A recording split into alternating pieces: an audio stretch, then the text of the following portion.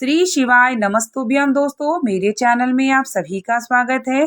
आज मैं आप सभी को वीडियो में शेयर करने वाली हूँ सुंदरकांड का पाठ सही नियम। अगर आप सही नियम से करते हैं तो हनुमान जी की कृपा जरूर प्राप्त होती है। तो आइए हम आपको वीडियो में पूरी जानकारी शेयर करेंगे। वीडियो के अंत तक बने रहेंगे तो आपको संपूर्ण जानकारी प्राप्त होगी और आप भी इसी प्रकार से हनुमान जी की सुंदरकांड का पाठ करते हैं तो निश्चित ही हनुमान जी कृपा जरूर करते हैं। शनिवार या मंगलवार के दिन हम सभी को एक चौकी बिछाना चाहिए। उस पर लाल कपड़ा रखना चाहिए। हनुमान जी की तस्वीर या मूर्ति जो भी आपके पास हो उसे रखें और साथ ही पास में एक लोटा जल जरूर रखें। उसमें तुलसी जल डाल के रख दें। जब तक आपका सुंदरकांड का पाठ होगा वह लोटा का जल वहीं होना चाहिए।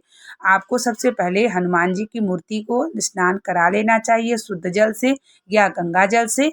अगर आपके पास तस्वीर है तो आप उसे आचमनी से भी स्नान करा सकते हैं।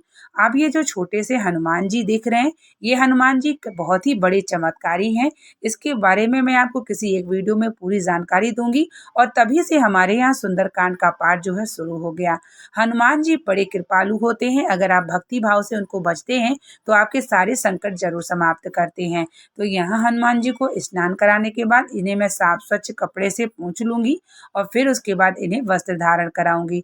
हनुमान जी की जब आप सुंदरकांड का पाठ करने बैठेंगे तो सिंदूर, जनेऊ, तुलसी का माला, पुष्प, भोग लगाने के लिए दिया बाती जो भी आप जलाएंगे उसे और धूप बत्ती जरूर रख लें। तो यहाँ पे जो छोटू से हनुमान जी इन्हीं के बारे में मैंने बोला है। आपको ज़रूर किसी एक वीडियो में मैं इनका वर्णन करूँगी कि किस प्रकार से ये मुझे प्राप्त हुए और कब से हमारे यहाँ से सुंदरकांड का पाठ नियम बन गया, क्योंकि हनुमान जी की कृपा हुई है तभी से हमारे यहाँ सुंदरकांड का पाठ शुरू हुआ। और पास में हम लोटा ज़रूर रखेंगे। सुंदरकांड का पाठ या हनुमान चालीसा का पाठ करते हैं तो पास में लोटे का जल जब रखते हैं तो जब तक आप सुंदरकांड का पाठ करते हैं, जो भी आप पूजा या पाठ करते हैं उस जल में अमृत आ जाती है और उसके बाद सब परिवार सहित इसे ग्रहण करने से आरोग्यता बनती है। घर में हर प्रकार की नकारात्मक ऊर्जा समाप्त होती है। हनुमान जी के चरणों में हम सभी को सिंदूर जरूर लगाना चाहिए। अगर जिस भी घर में बच्चा जो बालक है वो बुद्धि से अगर कमजोर है तो हनुमान जी की चरणों की सिंदूर उसके मस्तक पर जरूर लगाना चाहिए। अगर आपके यहाँ रोग है, किसी प्रकार का दोष है, नकारात्मक ऊर्जा है तो पास में जो लोटे का जल है वो तब तक रखेंगे जब तक सुंदरकांड का पाठ होगा। जब यह समाप्त हो जाएगा, आरती हो जाएगी तो इस जल का छिड़काव पूरे घर में करना है और सब परिवार सहित इसे प्रसाद के रूप में आचमन करना है। यहाँ पर मैं तुलसी का माला पुष्प उनको समर्पित कर रही हूँ। तुलसी का माला उनका प्रिय है तो तुलसी का माला, आप चाहे तो पीपल के पत्ते का भी माला आप 11 जो है बना करके उन्हें चढ़ा सकते हैं। हनुमान जी की श्रृंगार करने के बाद आपको जो है दिया जलाना चाहिए। दिया हम सभी तेल का जलाएंगे, चाहे तो आप सरसों के तेल का कर सकते हैं, चाहे आप चमेली का तेल या तिल्ली का तेल जला सकते हैं। आप गाय के घी का भी दीपक जला सकते हैं। हनुमान जी की पूजन में किसी भी प्रकार का दिया तेल का जला सकते हैं। अगर आप चमेली का जलाते हैं तो मनोकामना की पूर्ति के लिए होता है। तिल्ली का जलाते हैं तो जैसे आप नियमित कर रहे हैं तो हमेशा जला सकते हैं। अगर शनि ग्रह दोष है तो सरसों का तेल जलाते हैं। अगर आपको हनुमान जी की कृपा प्राप्त करनी है तो गाय के घी का दीपक जलाते हैं। यहाँ मैं दीपक जला के अब उनकी आरती कर लूंगी, फिर आचमनी कर लूंगी। यहाँ मैं भोग में जो है ड्राई फ्रूट्स मेवे का भोग लगाई हूँ। आप हनुमान जी की सुंदरकांड करते समय आप चाहे तो इमरती का भी लगा सकते हैं, चने गुड़ का भोग लगा सकते हैं, आप चाहे तो फल का भी भोग लगा सकते हैं और लड्डू का भी भोग लगा सकते हैं। तो अब यहाँ मेरी पूजा श्रृंगार हनुमान जी की हो चुकी है। जब भी हम सुंदरकांड का पाठ करते हैं तो विधि विधान से करना चाहिए। शनिवार या मंगलवार श्रेष्ठ माना जाता है। जिसके घर में शनिवार मंगलवार हनुमान जी का सुंदरकांड का पाठ होता है, हनुमान जी की कृपा उसके घर में जरूर हो जाती है। तो अब यहाँ मैं हनुमान जी की प्रार्थना करने के बाद अब मैं यहाँ पर सबसे पहले हनुमान चालीसा का पाठ करती हूँ।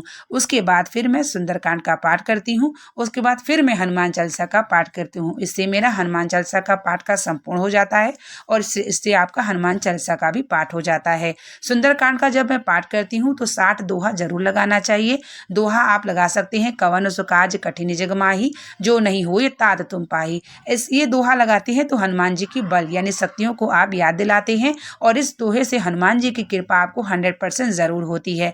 कपूर जला करके उसमें एक लौंग डाल करके उसके बाद हनुमान जी की आरती करनी चाहिए और एक माला हनुमान जी का मंत्रों का जाप जरूर करना चाहिए। आप चाहे तो ओम हनुमते नमः या ओम बागेश्वराय नमः का मंत्रों का जाप करके उसके बाद आरती करें, फिर क्षमा प्रार्थना करें ताकि आपके जो सुंदरकांड में कहीं गलती त्रुटि हो तो हनुमान जी से प्रार्थना जरूर करें।